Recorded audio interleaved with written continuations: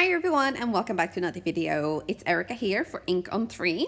Today I'm going to be having a little play with the re-inkers for the Atelier inks that's just been released.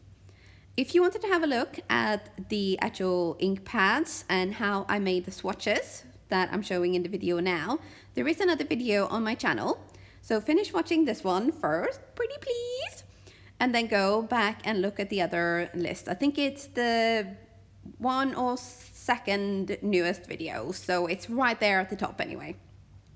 Now the video for today, what I'm going to be doing is some watercoloring, and the re-inkers are, and the ink pads themselves of course as well, work really well for that. You can see just how yummy and creamy they are on the samples here. So the cards I'm making today are a slightly different size to what I usually do. These are 6.5 by 3.5 inches. The reason I wanted to do this is because I kind of wanted to make not a proper slimline card, but a longer one so I could just really show the colors really well.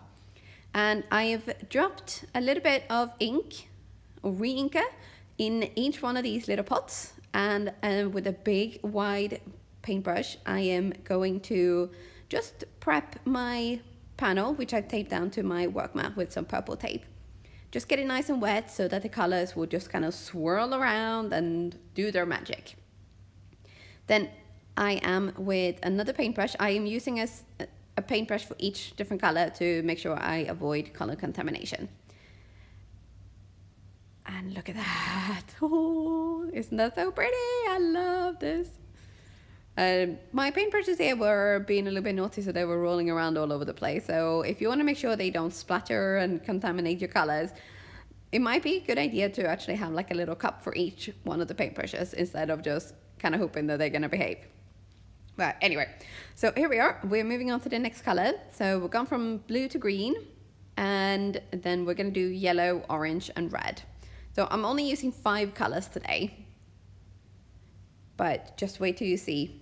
They're so fun to play with and so vibrant, like really vibrant.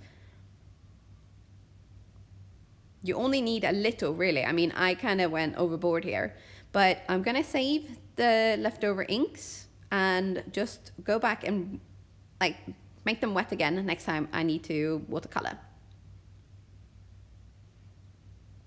And this little clip is done in real time, so there's no speeding up or slowing down. Although why would I slow it down? I don't know. But the next 2, because I'm making 3 in total, are going to be speed lapses. Or time lapses. I never get that right. Oh well, there you go. You know what I mean. The faster ones anyway. So here we are with the last color, with the Marilyn Red, which goes into like an incredible like fuchsia hot pink color. When you dilute the color, it just looks stunning.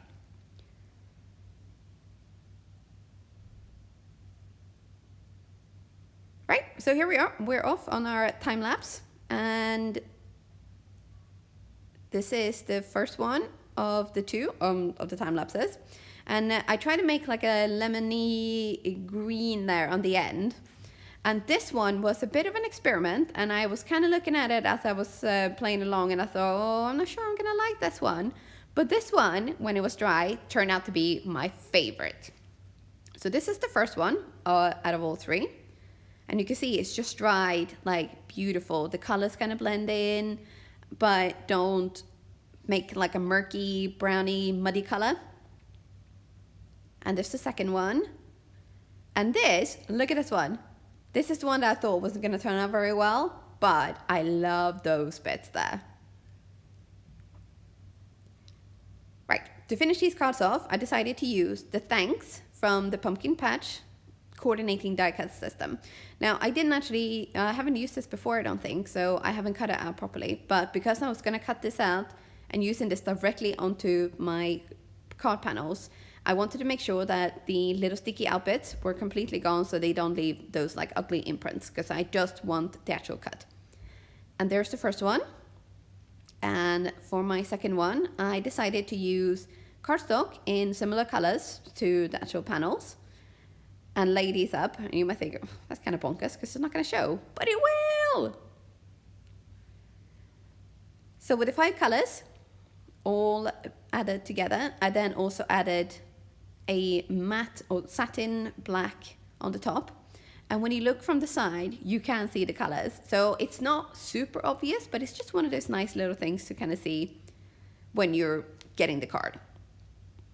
And the last one I cut out. Oh no, sorry, this is the first one that I cut out. So I've added white under just to kind of make them stand up a little bit.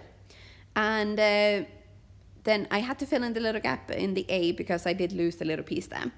And the final flourish was to just add some liquid pixie dust to make them sparkle. And my fairy panel got thanks added in gold and shadows of a gray, which I thought was just the nice sort of touch because black was just a little bit too harsh for that.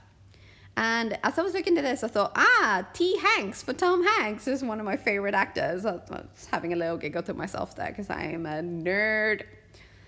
But anyway, on with the card making. So with all those glued down and added to card bases, the cards are done. And with the liquid pixie dust dry, that shimmer is off the charts. And look at that. I think the gray was a good call because I didn't want something that looked too sort of harsh. And here it works because it's got the rainbow colors underneath. And it's not quite focusing, but I will show you pictures later instead. But this is a really fun way to do cards. And I actually made all these cards with a little bit of help from my heat gun to dry the colors in less than an hour. So that's it. And they are so colorful and impactful.